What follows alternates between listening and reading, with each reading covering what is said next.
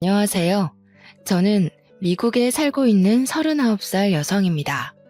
10년 전 사랑하는 남편과 그런 남편을 꼭 닮은 아들과 함께 미국으로 건너와 행복한 가정을 꾸리고 있습니다. 하지만 저도 이런 가정을 이루기까지 정말로 우여곡절이 많았습니다. 여러분은 자업자득 인과응보라는 말을 믿으시나요? 그리 오래 산 건 아니지만 그 말들이 생생히 증명되는 삶을 살았다고 해도 과언이 아니랍니다. 앞으로도 그럴 거라고 믿고요. 가족들이 필사적으로 반대하고 비난하는 가난한 남자와 결혼을 하고도 행복한 가정을 이룬 저의 이야기 한번 들어보시겠어요? 저는 딸부잣집 막내로 태어났습니다. 아버지는 중소기업 간부 출신이신데 젊은 시절 밑바닥부터 임원까지 올라가신 전형적인 자수성가 가장이셨어요. 항상 일 때문에 바쁘셨지만 가정적이고 온화한 성격으로 딸 셋을 모두 이뻐하셨답니다. 어머니는 전업주부이긴 했지만 타고나길 사업가 기질이 있고 수완이 좋으셨어요. 작은 종잣돈으로 시작해 여기저기 투자를 잘한 덕에 재산을 잘 불리셨죠. 우리 가족이 남부럽지 않게 누리며 살 수 있게 된 데는 아버지의 성실함 때문이기도 했지만 어머니의 안목이나 성격 때문이기도 했기에 아버지는 어머니 말이라면 죽는 신용이라도 하실 정도였어요. 우리 집 가장은 아버지였지만 대장은 어머니였달까요? 어머니는 기가 센 것도 아니고 목소리가 큰 것도 아니지만 어찌나 사근사근 나긋나긋 여우처럼 아빠를 잘 다루시는지 그런 어머니 덕에 우리 가족은 부족함 없이 잘 살 수 있었어요. 제 위로 언니가 둘인데 큰언니는 회화를 전공하고 둘째 언니는 피아노를 전공했죠. 언니들은 어머니를 닮아서 미모와 몸매가 뛰어났어요. 어머니는 우리가 어릴 때부터 여자로서 어떻게 살아야 하는지 세뇌 교육을 하다시피 했습니다. 앉을 때는 허리를 꼿꼿하게 세우고 턱은 조금 내리렴. 여자는 무조건 각선미야. 다리가 미끈하게 예뻐야 돼. 앉을 때 허벅지는 이렇게 붙이고 엉덩이는 이렇게. 다리는 이렇게 사선으로 곧게 뻗어. 손은 무조건 우아하게 자연스럽게. 어머니는 귀에 못이 박히도록 웃는 모습부터 음식을 먹는 태도까지 일일이 저희를 교정했죠. 그 다음에는 어떤 남자를 어떻게 만나는지가 중요하다는 얘기도 늘 따라왔습니다. 언니들은 어머니 말을 하나부터 열까지 다 잘 따랐어요. 저 역시 어릴 때는 어머니의 말을 잘 들었죠.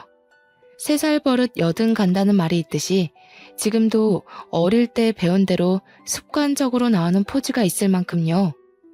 저는 모든 친구들이 어머니에게 이런 걸 배우는 줄 알았어요. 그게 아니라는 걸 알게 된 사춘기 때부터는 어머니 말을 듣기 싫어서 하라는 대로 안 했어요. 그냥 편한 자세로 앉고 싶었고 먹고 싶은 건 마음대로 먹고 싶었고 입 크게 벌리고 웃고 살고 싶었어요. 꼭 남자를 잘 만나는 게 성공하는 길인지에 대한 의문과 반항심이 있었죠. 게다가 타고나길 아버지를 닮아서 예체능 쪽보다는 공부를 잘하는 편이었고 외모도 고만고만했어요. 그런 저의 편을 들어주는 사람은 아버지뿐이었습니다. 막내에다가 아버지를 많이 닮아서인지 어릴 때부터 아버지는 저를 제일 예뻐하셨고 거의 끼고 사셨어요.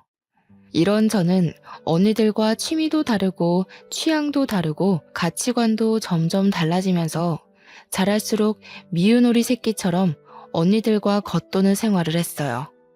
어머니는 자신의 뜻대로 자라주지 않고 엇나가는 것 같은 저를 제일 걱정하곤 했죠. 언니들은 어머니의 시나리오대로 잘 자라서 여성적인 매력과 교양이 흘러넘치는 신부감이 되었거든요. 다들 어머니가 주선한 선자리에 나가서 좋은 집안 명문대 출신 좋은 직업 가진 남자와 결혼한 건 당연한 수순이겠죠. 첫째 형부는 큰 병원의 내과 의사이고 둘째 형부는 주식 상장까지 한 탄탄한 기업 오너죠. 저는 평범하게 대기업 연구원으로 취직을 했고 그냥 그날이 그날 같은 매일을 보내고 있었어요. 때로는 언니들처럼 사는 게 맞는 걸까 고민하기도 했지만 대학 때 연애도 해보고 소개팅도 해보고 선짜리도 나가봤지만 내 짝이라고 여겨지는 사람이 없었어요. 사랑 없는 결혼을 할 수 없었죠. 언니들이 다 결혼하고 나니 가족 모임이 있을 때마다 언니들도 형부들도 부모님도 결혼하라고 성하셨어요. 어머니가 저를 결혼정보회사에 등록한 바람에 주말마다 선을 보러 나가게 됐습니다. 제 결혼까지 엄마 꿈대로 성공하고 나면 엄마 인생 성공하는 거라고요. 어머니는 첫째는 의사 사위, 둘째는 사업가 사위를 얻었으니 셋째 사위는 법조인으로 드릴 거라고 했어요. 그 얘기를 할 때마다 제발 이상한 시나리오 좀 그만 쓰라고 소리치고 싶었지만 참았어요. 적당히 장단 맞춰주면서 세월 보내다 보면 어머니도 포기하는 날이 오겠지 했거든요. 매일 다람쥐 쳇바퀴 돌듯 회사 다니고 주말마다 늘 변호사 판사 만나러 가는 게 저의 일상이 되었죠. 그날도 대형 로펌 변호사와 선을 보러 나가는 길이었습니다. 지금까지는 대충 맞춰주고 헤어졌지만 이제 더는 못하겠다는 생각이 들더군요. 그냥 제 평판이 안 좋아지면 엄마도 지쳐서 그만하겠지 하는 오기가 생겨서 그냥 막 나가기로 했어요. 부동산이 어떻고 재산이 어떻고 잘난 척하는 남자 앞에서 저도 그냥 떠들어 제꼈죠. 허영심에 가득 찬 된장녀처럼 돈 밝히고 남자 밝히는 것처럼 마구 떠들었어요. 술도 안 마셨는데 작심하니 그냥 정신줄 놓게 되더라고요. 어머, 자산가시구나. 저 돈 많은 남자 좋아하는데. 이 정도 나이 먹고 알 거 다 아는 사이에 뭐 괜히 가식 떨 필요 있어요? 솔직한 게 마음에 드네요. 저 돈 많아요. 돈 많은 남자 하나 물어서 당장 일 그만두고 인생 팔자 피는 게 목표예요. 변호사 수익이 알고는 있는데 그것 가지고는 안 될 것 같아요. 그래서 정확하게 보유한 부동산이 어느 정도예요? 솔직한 것도 좋고 말씀 못 드릴 것도 없긴 한데 그래도 좀 당황스럽네요. 너무 단도직입적으로 물어보셔서. 뭐 언젠 솔직한 게 마음에 든다더니. 아니, 근데 또 돈만 많으면 나 밤이 많이 외로울 것 같은데 어쩌죠? 저 돈도 보고 몸도 봐요. 좀 보여줄 수 있어요, 오늘? 남자가 질렸다는 표정으로 입을 쩍 벌리고 벌레 보듯이 저를 보더라고요. 속으로 웃음이 났지만 얼굴에 철판을 깔아버렸어요. 맞다. 오늘 안 되겠네요. 저 신상백 예약해둔 게 있어서 명품관에 가봐야 해서요. 돈도 보고 몸도 볼 날 잡아서 연락 주세요. 바이바이. 하고는 일어나서 걸어가는데 등 뒤로 뭐 저런 골빈 여자를 소개하는 거냐고 전화로 따지는 소리가 들려오더군요. 이렇게까지 해야 하는지 한숨도 나고 눈물도 살짝 나려고 하더군요. 너무 일찍 일어난 바람에 집에 가기도 그렇고 해서 전기 봉사하는 고아원에 갔어요. 제가 원래부터 아이들을 좋아했어요. 몇 년 전에 사내 봉사활동으로 사우들과 단체로 명절 선물을 들고 방문했던 적이 있었는데 그때 이후로 달마다 정기 후원도 하고 주말에 아이들 공부 가르쳐주러 자주 들렀죠. 원장님 방에 인사하러 갔는데 어떤 남자가 방을 나오면서 부딪히게 됐습니다. 그러면서 남자 손에 들렸던 사진이랑 서류 같은 게 바닥에 떨어지는 바람에 제가 미안하다고 사과하면서 주워줬는데 영어로 욕 비슷한 표현을 내뱉고 가더라고요. 안 그래도 기분이 안 좋았는데 욕까지 듣고 정말 기분이 상했지만 그래도 제가 좋아하는 아이들 만나서 공부도 가르쳐주고 같이 놀면서 마음이 많이 풀렸어요. 집에 갈 준비를 하고 나오니 비가 억수같이 내리고 있더군요. 중앙현관에서 주차장까지 뛰어가려고 심호흡을 하는데 선생님, 우산 써요. 초등 2학년짜리 남자아이가 저를 배웅해주겠다고 급하게 부르지 뭐예요. 늘 유난히 저를 따르는 아이였어요. 얼마나 귀여운지 그 작은 손에 우산을 쥐고 롤러브레이드를 신고 싱싱 달려오다가 그만 제 얼굴 앞에서 발이 잘못 걸려서 넘어지려고 하는 게 아니겠어요. 그대로 넘어지면 크게 다칠 것 같아서 아이를 잡으려다가 둘이서 껴안고 같이 흙탕물 바닥에 뒹굴고 말았습니다. 선본다고 차려입은 흰색 투피스 정장이 흙물 범벅이 되고 아이는 미안하고 놀라서 울음을 터뜨렸죠. 저는 진흙바닥에 주저앉아 완전 엉망이 되어버린 제 몰골이 웃겼던 건지 왜인지 알 수 없지만 그냥 가슴이 시원해져서 웃음을 터뜨리고 말았어요. 녀석을 달래주고 흙탕물로 젖은 옷을 대충 스카프로 닦아내고 집으로 향했습니다. 한참 운전해서 가는데 뒤따라오던 트럭이 계속 빵빵 클렉슨을 울리더니 옆으로 와서 창문을 내리고는 차 세우라고 계속 손짓을 하는 거예요. 비상등을 켜고 갓길에 세우고 내렸더니 트럭 차주도 차를 세우고 내리더군요. 아까 고아원에서 부딪혔던 남자였습니다. 알고 보니 제 차 뒷바퀴가 펑크나서 휠까지 주저앉기 직전이었어요. 어쩐지 차가 이상하게 흔들리더라니. 오늘은 꽤나 유별난 하루처럼 여겨졌습니다. 고맙다고 인사하고 차에 타서 보험 출동 서비스를 부르고 기다리는데 한참을 안 가고 뒤에 서 있던 트럭에서 남자가 다시 제 차로 오더군요. 창문을 내리고 올려다보는데 명함 한 장을 주더군요. 저 카센터 일해요. 보험사 오면 여기로 오세요. 잘해드릴게요. 뭔가 어눌하기도 하고 날티나는 말투로 말하고는 가버리는 겁니다. 제가 대답할 틈도 주지 않고요. 곧이어 레카가 왔는데 출동 서비스 직원이 원하는 정비소가 있는지 물어보더군요. 조금 망설이다가 그 남자의 명함을 주며 거기 찍힌 주소로 가달라고 했죠. 엉뚱하고 웃긴 하루의 대미를 장식한 만남. 그것이 우리의 시작이었습니다. 그는 고졸 학력이 전보인 사람으로 변변한 배경도 없고 부모도 없는 남자였어요. 알고 보니 그 고아원 출신으로 9살 때 미국으로 입양을 가게 되었는데 양부모님이 일찍 돌아가시고 한국의 친부모님을 만나러 들어온 거라고 했어요. 20살 되던 해부터 친부모를 찾으려고 매년 한국을 방문했었고 3년 전에는 아예 한국을 들어와서 아는 형 카센터에서 정비사로 일하고 있었어요. 그의 말로는 예전부터 저를 알고 있었다고 하더군요. 주말에 고아원에서 봉사하는 걸 자주 봤었는데 인상이 좋아서 호감을 가지고 있었다고요. 맞선 보러 나간 날도 저를 봤다고 하더군요. 남자는 친어머니랑 연락이 닿아서 그 호텔에서 만나기로 약속을 하고 기다리고 있었는데 제가 그 옆 테이블로 와서 앉더라는 겁니다. 우연히 호텔에서 보고 반가워서 인사할 뻔했다고요. 그런데 그 옆에서 제가 된장녀 짓을 하는 걸 보고 들으며 정이 뚝 떨어졌다고 하네요. 그날 만나기로 했던 친어머니는 나오지 않았고 대신 다른 사람을 보내서 편지만 전달했다고 합니다. 그 편지에는 미안하다고 연락하지 말아달라는 내용이 적혀 있었다고 해요.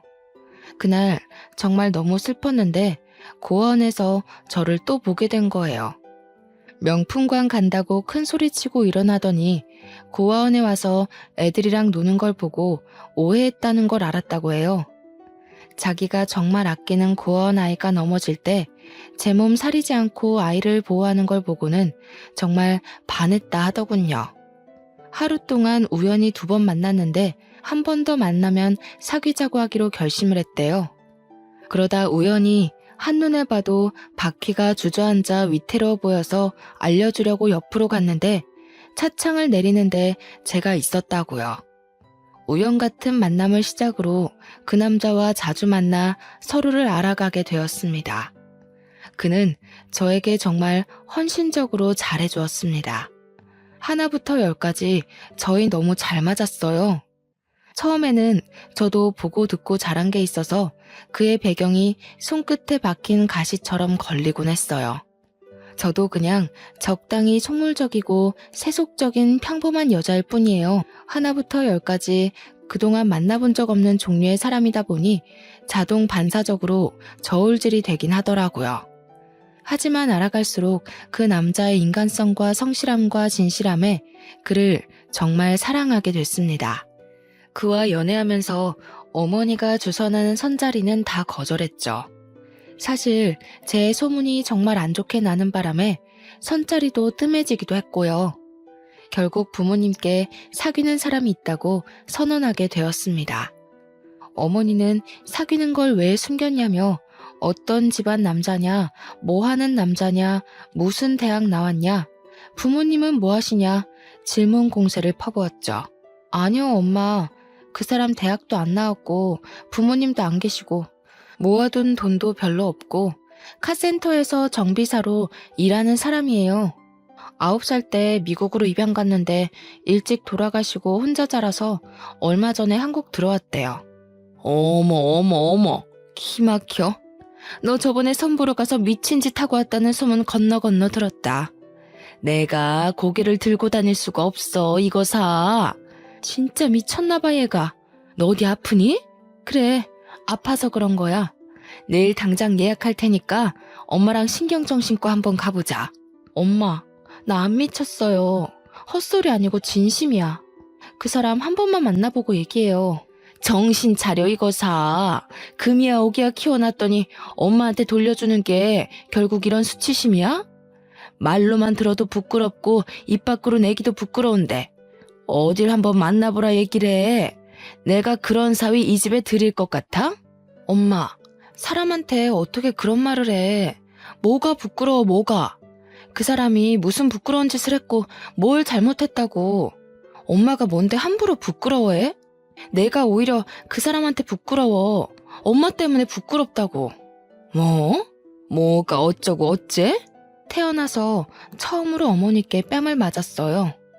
저도 너무 화가 나서 어머니께 대들고 말았죠. 어머니의 분노는 상상을 초월했습니다. 노발대발하시던 어머니는 그날로 알아놓으셨고 소식을 듣고 찾아온 언니들도 저를 한사코 뜯어 말렸습니다. 못 들을 말도 많이 들었어요. 자기들보다 외적으로 떨어지는 제가 자격지심 때문에 그런 남자를 택한 것 같다며 미안하다며 울지를 않나. 차라리 집안에 먹칠하지 말고 그냥 평생 혼자 살라고 하질 않나. 저도 너무 큰 스트레스로 원형 탈모까지 생겨버렸어요. 그런 난장판 속에서도 아버지는 묵묵히 제 편이 되어주셨어요. 얼마나 든든했는지. 그런 아버지가 아니었다면 저는 버티기 힘들었을지도 몰라요. 돌아누워 뜻을 굽히지 않는 어머니 옆에서 몇 날 며칠을 설득해 주셨고 그래도 강경한 어머니께 차라리 자신과 부부의 인연도 끊자고 막내딸 안 보고는 못 산다고 하시는 아버지의 엄포에 결국 어머니가 두 손을 들었다고 합니다. 아버지 덕에 결혼식을 치를 수 있었지만 큰 축복이 가득한 결혼식 내내 눈물바람인 어머니 덕에 결혼식장이 아닌 장례식장 같았죠. 신혼여행도 조촐하게 제주도로 다녀와서 인사드리러 간 날 언니 형부들도 모두 와 있었습니다. 우리를 반기기 위해서가 아니라 마치 제 남편을 구경하려고 온 느낌이었어요. 어머니는 제 남편 눈 한 번을 맞춰주질 않고 얼굴도 보지도 않고 한숨만 쉬고 언니들은 남편을 마치 하인 부리듯이 했습니다.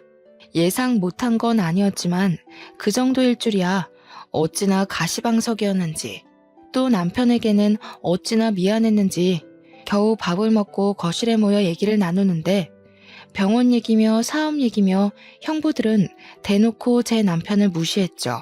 첫째 형부가 주유구 잡고 총을 쏘는 듯한 제스처를 하면서 자네는 주유소 일한다고 했나? 묻더군요. 그래서 둘째 형부가 아니요 형님, 카센터요 라고 대답하자 첫째 형부가 아 정비소에서 미케닉이라고? 쏘리 기름밥 먹는 건 주유소나 정비소가 같지 뭘 그래. 자네 기름밥이란 말 들어봤어? 기름밥? 하는 겁니다. 언니들은 재밌다고 깔깔대고 웃어댔죠. 남편이 어릴 때 입양 가서 한국말이 좀 어눌하고 영어 섞어서 말하는데 그걸 따라하면서 놀린 거예요. 그런데도 남편은 속없이 그냥 웃더군요. 제가 얼마나 미안하고 또 화가 났는지 몰라요. 그날 형부들이 부모님 모시고 아버지 퇴직 축하를 위해서 요트 크루즈 파티를 하자고 제안을 하더군요. 둘째 형부가 사업을 확장하면서 요트 사업을 시작하게 됐는데 요트 여러 대를 유럽에서 들여왔다고요. 지난달에 도착해서 점검이 모두 끝났고 시승식도 완료했고 요트 운전 자격증도 미리 따둬서 본인이 운전할 예정이니 그 중에서 제일 멋진 요트에서 파티를 하자고요. 올해 공들여서 준비했던 요트 크루즈 사업이 이제 시작 단계에 있습니다. 아버님, 요직은 퇴직 후부터 또 제2의 인생이라고들 하지 않습니까? 저희 회사 새 사업과 아버님 인생 제2막이 동시에 시작되니 얼마나 또 축하할 일인지 모르겠습니다. 제2의 인생 멋들어진 요트에서 함께 시작하시죠. 아유, 우리 김서방 대단하다 대단해. 사업 돌보느라 바쁠 텐데 언제 요트 운전까지 배웠을까? 말하는 건 또 어쩜 이렇게 이쁘게 하나 몰라. 그렇죠 여보? 그래, 고맙네 김서방. 참 내가 복이 많네. 아닙니다 아버님 어머님, 제가 당연히 할 일인데요. 이가 척을 얼마나 생각하는지 몰라. 이번에 요트 크루즈도 시댁 어른들보다 우리 아빠 엄마를 먼저 챙기는 거 있지? 예, 누가 들으면 김서방만 사위 노릇 제대로 하는 줄 알겠어? 우리 민지 아빠는 뭐 우리 집에 못하니?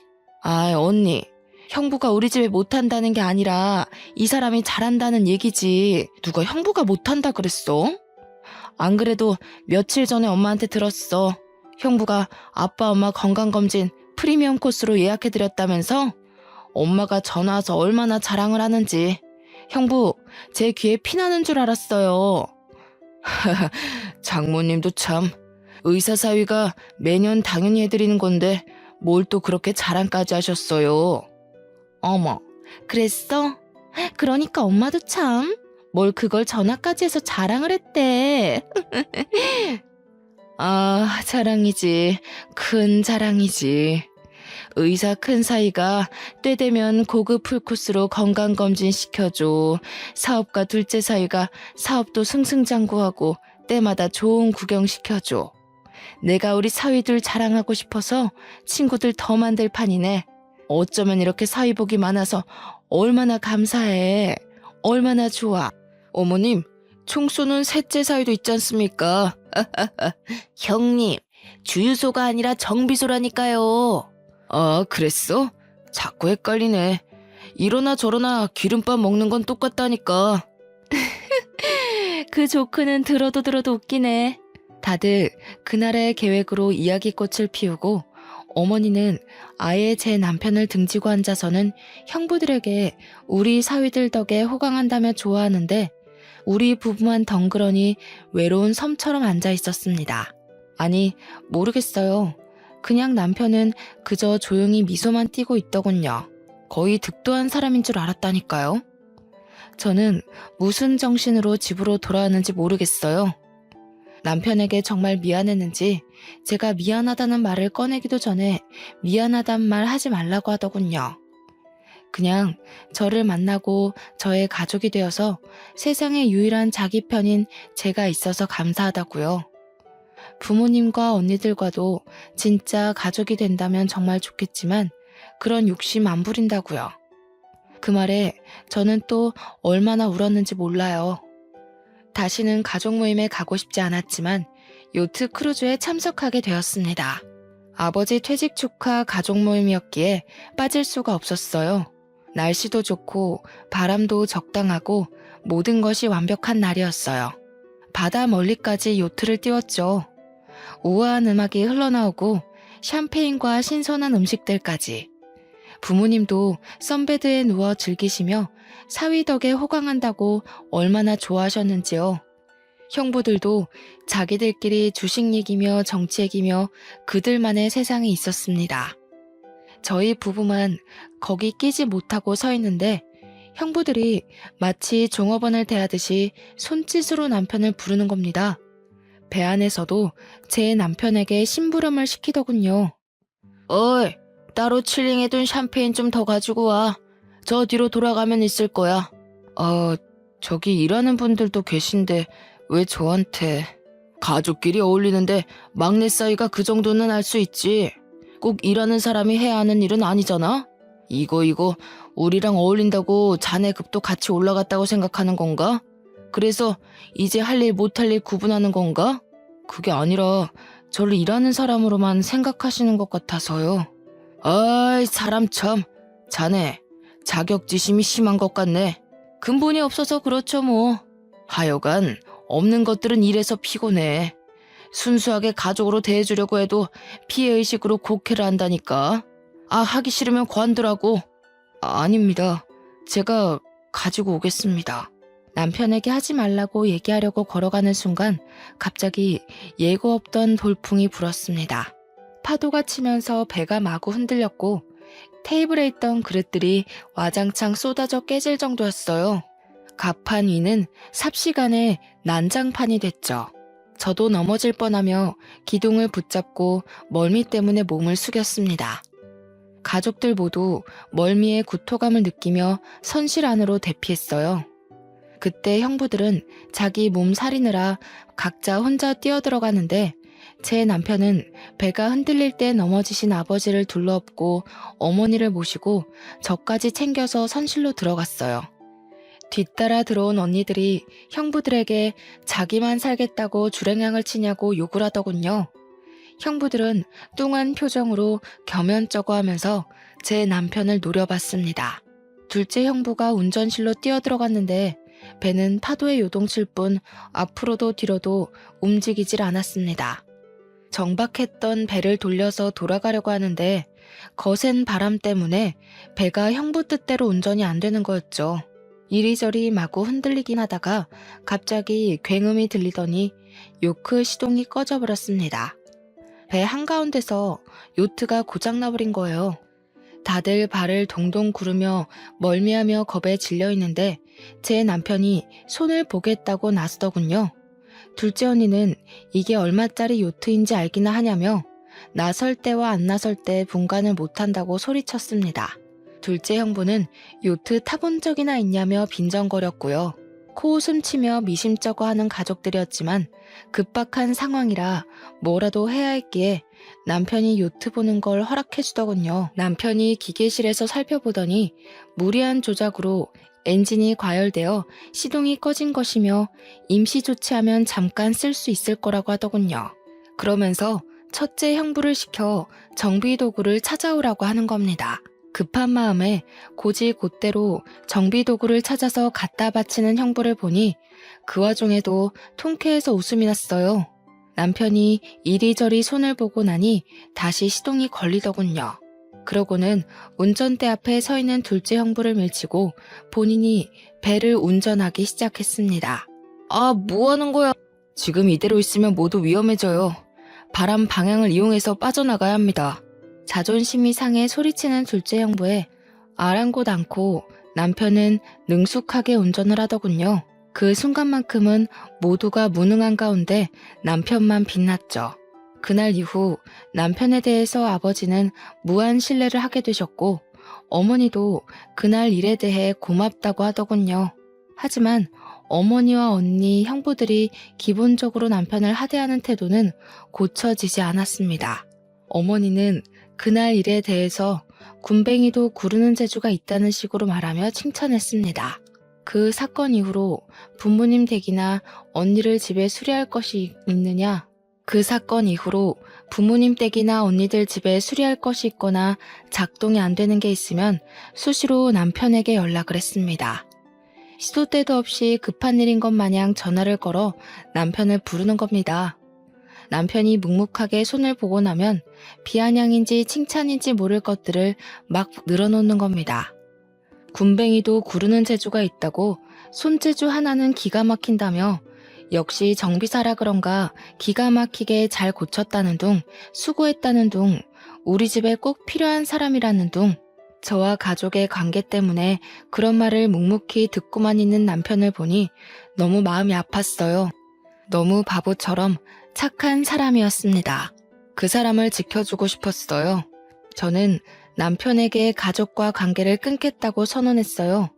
이렇게 자연스럽게 친정집과의 왕래는 점점 줄어들었고 특별한 행사가 없으면 부모님도 언니들도 만나지 않게 되었어요.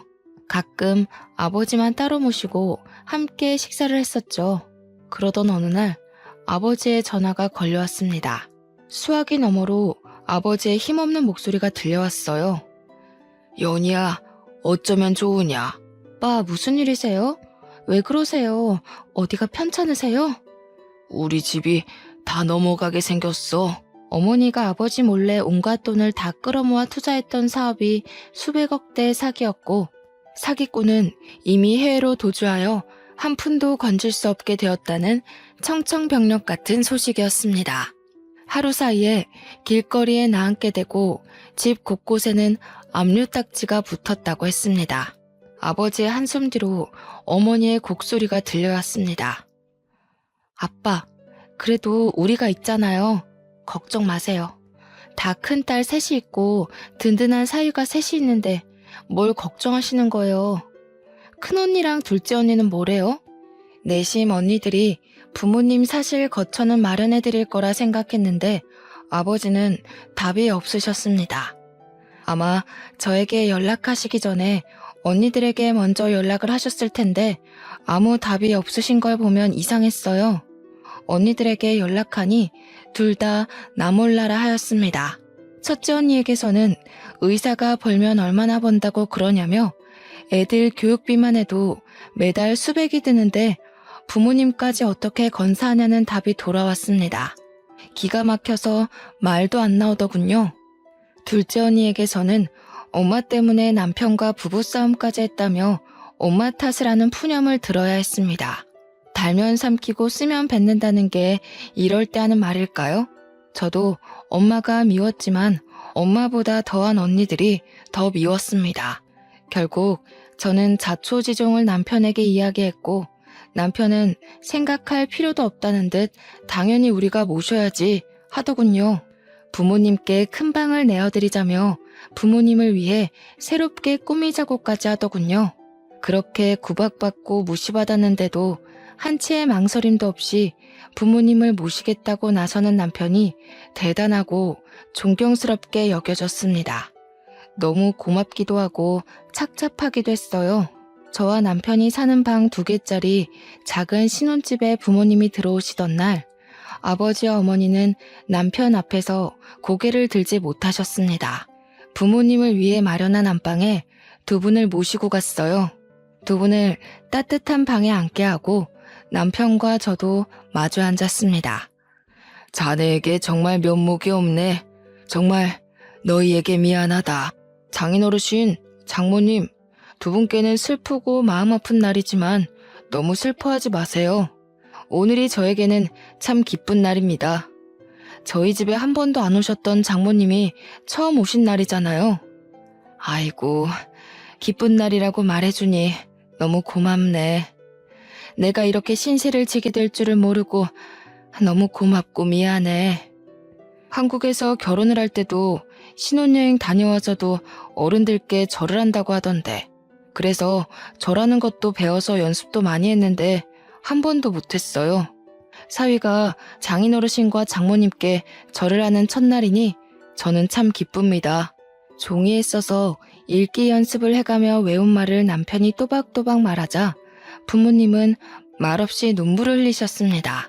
간소한 결혼식에 패백도 하지 않았고 신혼여행 다녀와서 절하려는 남편을 은근슬쩍 피하셨던 것이 남편에게도 상처로 남은 모양입니다. 절하는 연습까지 했다는 걸 저도 그날 처음 알았는데 가슴이 미어졌어요. 저와 남편은 처음으로 부모님 앞에서 절을 올렸습니다. 저는 그동안의 서름과 남편에 대한 고마운 마음, 부모님에 대한 연민이 한꺼번에 북받쳤어요. 절하는 저희도 울고 부모님도 우셨어요. 절을 끝내고 남편이 2분께 다가가 손을 잡고 이제부터는 2분을 낳아주신 친부모님으로 생각하겠다고 말했어요. 어머니와 아버지도 이제부터는 사위를 아들로 여기고 살겠다고 아들에게 평생 갚으며 살겠다고 하시더군요. 제 남편을 아들이라고 부르시는 부모님 목소리에 그동안의 응어리가 녹아내리는 듯하며 하염없이 눈물이 났습니다. 그날 밤 부모님과 저희는 얼싸안고 얼마나 울었는지 모릅니다. 그 뒤로 부모님은 제 남편을 아들이라고 부르십니다.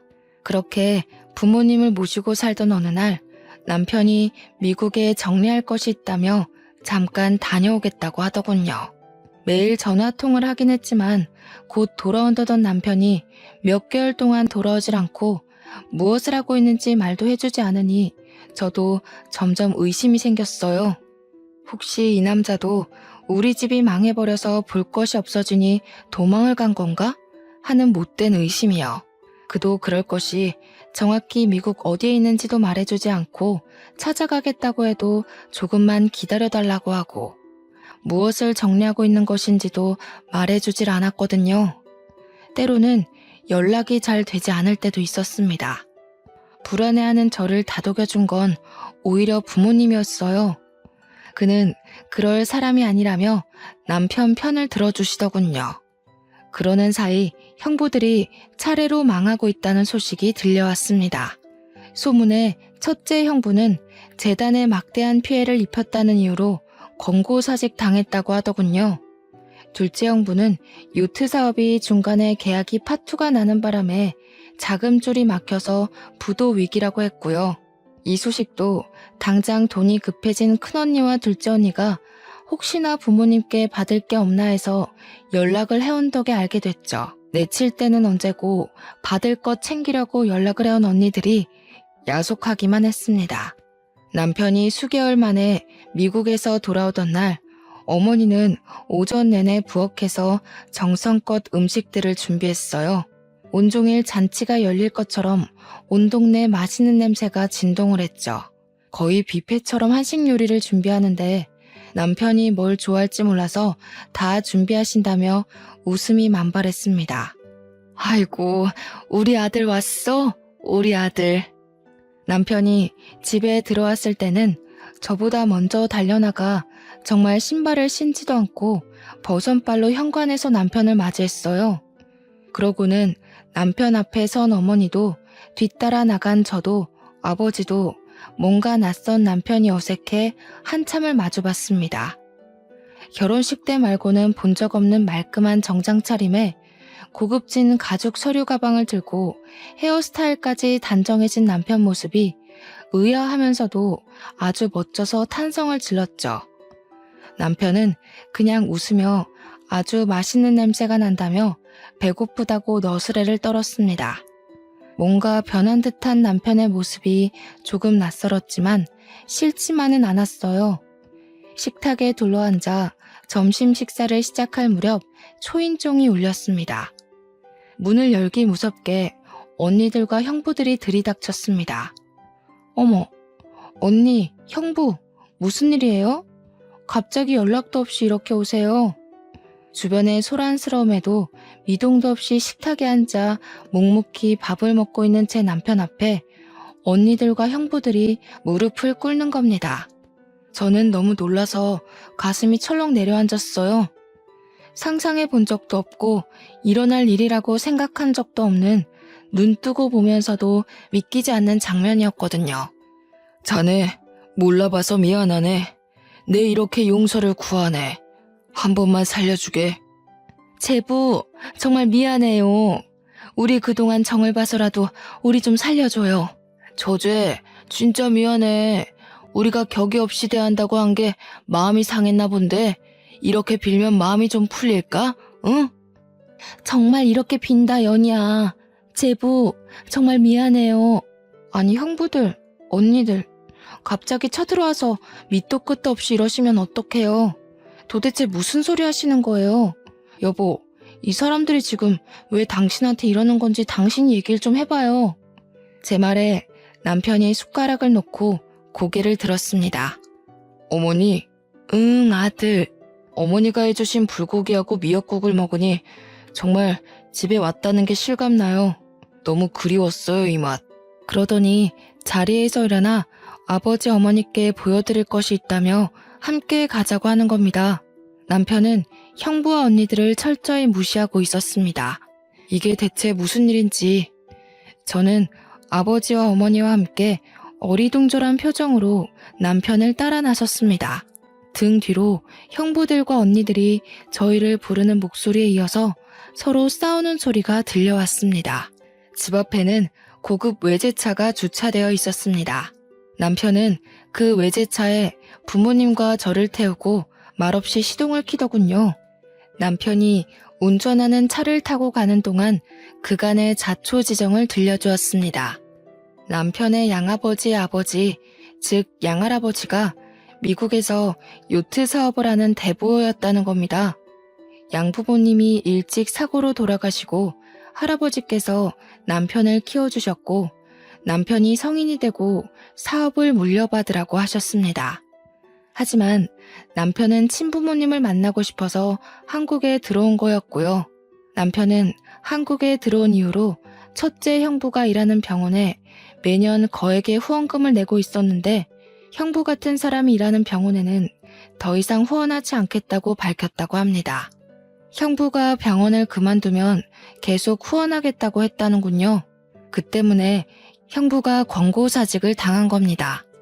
또 둘째 형부 요트 사업에 계약상의 문제를 제기해서 사업 진행을 막은 것도 남편이었습니다. 형부가 계약한 유럽의 요트 회사가 미국 기업의 자회사였다는군요. 그 사실을 알게 된 형부들이 남편에게 싹싹 빌러 찾아왔던 겁니다. 저와 부모님은 상상도 못한 이야기에 너무 놀라 말이 나오질 않았습니다. 이 엄청난 이야기를 그냥 담담하게 전하는 남편의 모습과는 대조적으로 부모님의 얼굴은 충격과 놀라움으로 붉어져 있었어요.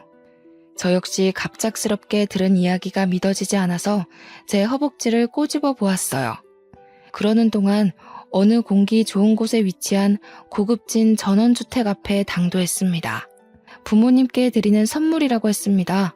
아버님, 어머님, 아무 걱정 마시고 이제 이곳에서 편안하게 사세요. 그동안 제 신분을 속여서 죄송합니다.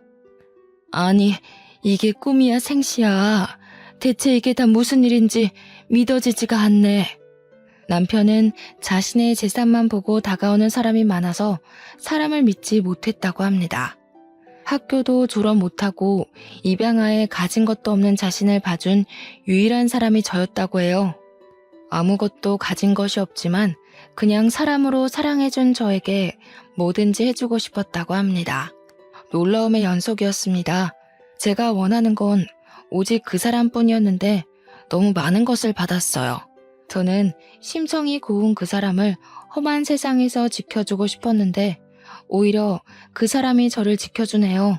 어머니는 펑펑 눈물을 흘렸습니다. 아이고 아들아, 고맙고 고맙다.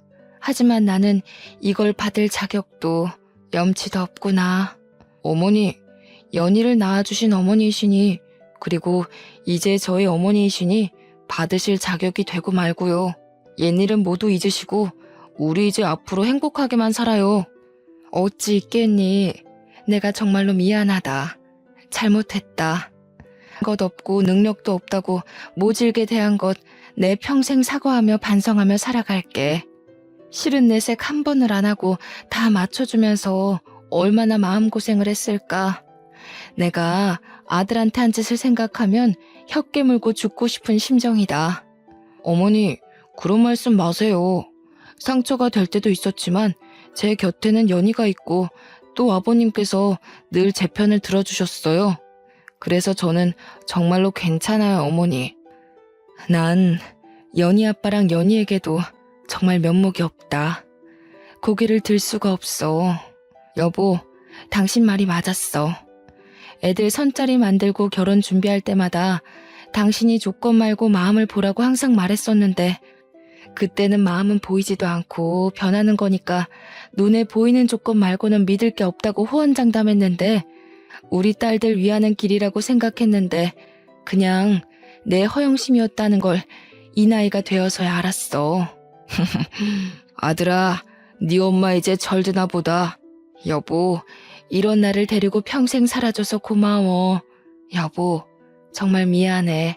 나는 노년의 당신 덕분에 방 한 칸 없이 낳았는 신세가 됐지만 오히려 마음은 편했어. 당신이 이제 정말로 변하고 진심으로 아이들을 대하는 것 같아서. 어머니, 이제 그만 울고 그만 미안해하세요. 이렇게 좋은 날 너무 많이 우시니 저도 마음이 아파요. 그럼아, 이제 울지 않을게. 너무너무 고맙다. 내 평생 감사하며 갚는 마음으로 살아갈게. 첫째 언니와 둘째 언니는 모두 이혼을 했습니다. 알고 보니 형부들은 모두 우리 집의 재산을 보고 결혼을 했던 거더군요.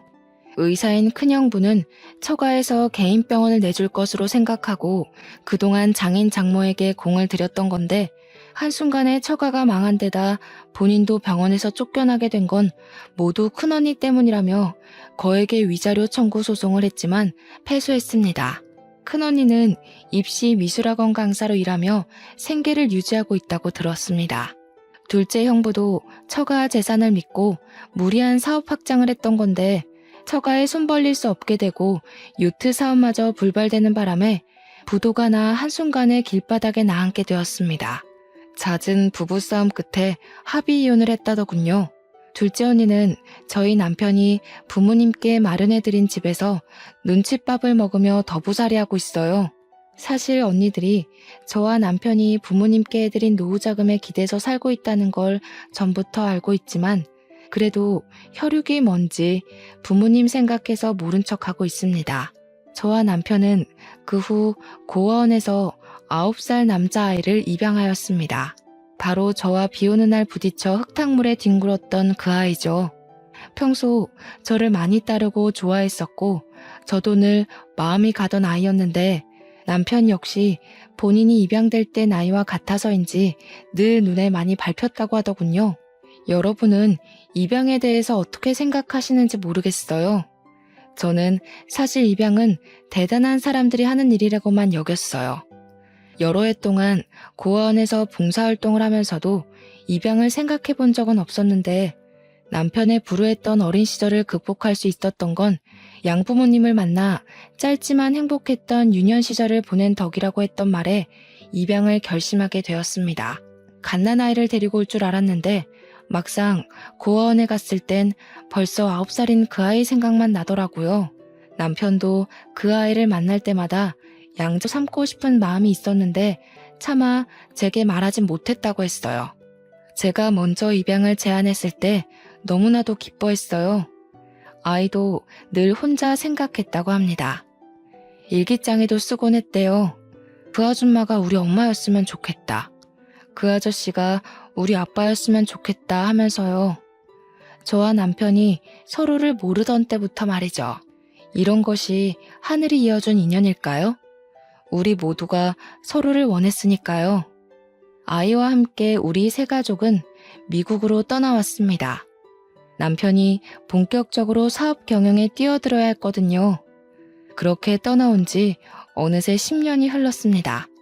의도한 건 아니지만 우리 부부에게서는 아이가 생기질 않더군요. 우리 아들 배 아파 낳은 건 아니지만 하늘이 이어준 감사한 인연으로 여기며 귀하게 키웠습니다.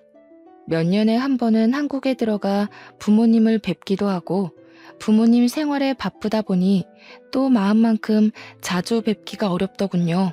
9살이던 우리 아들은 이제 어엿한 대학생이 되었고요. 며칠 전 아들이 친부모님을 찾고 싶고 한국에서 살아보고 싶기도 하다고 한국에 가고 싶다고 하더군요. 자기 능력만으로 한번 살아보고 싶다나요? 저희 부부는 흔쾌히 아들의 여행을 허락하며 행운을 빌어줬습니다. 굿럭, 언제든 돌아올 곳이 있으니 마음껏 세상을 경험하고 오라고요. 앞으로 10년 뒤 저는 또 어떤 삶을 추억하고 있을까요? 10년 뒤 우리 아들은 어떤 이야기를 들려줄까요? 그저 바라건대 우리 아들에게도 전략이 아니라 진심이 통하는 인연이 온다면 좋겠습니다. 지키고 싶은 것을 찾고 스스로 지킬 때 자신도 지켜지는 거라는 걸 알게 되면 좋겠고요. 그럼 더 바랄 게 없을 것 같아요. 하지만 제가 경험했듯이 자식의 인생이라는 건 엄마의 시나리오대로 흘러가는 게 아니거든요. 그러니까 굴럭을 빌어주는 것 말고는 할 수 있는 게 없네요. 여러분의 지난 10년은 어떠셨나요? 또 앞으로의 10년은 어떨까요? 계획대로 생각한 대로만 흘러간다면 편안할 수는 있어도 재미는 없겠죠. 하지만 삶이 계획대로 흘러가든 아니면 뜻밖의 일들로 가득하든 분명한 건 주는 만큼 돌려받는다는 말은 정말 맞는 것 같아요. 살아보니 그렇더라고요. 받으려고 하지 않았지만 그래도 진심으로 살려고 노력했더니 기대하지도 못한 선물들을 많이 받았던 것 같습니다. 또 이 선물들을 주변에 좋은 마음으로 나누며 살다 보니 결국 돌려받게 되더라고요. 마찬가지로 주변을 물질만으로 평가하고 관계하는 자는 결국 물질로 망하더군요. 삶은 늘 시나리오대로 흘러가지는 않지만 어떤 일을 하든 자업자득 인과응보란 건 잊지 마세요. 거기에 행운이 한 스푼 보태어지면 더할 나위 없겠죠. 그러니까 여러분에게도 크로스핑거스 늘 행운이 함께하기를 응원합니다.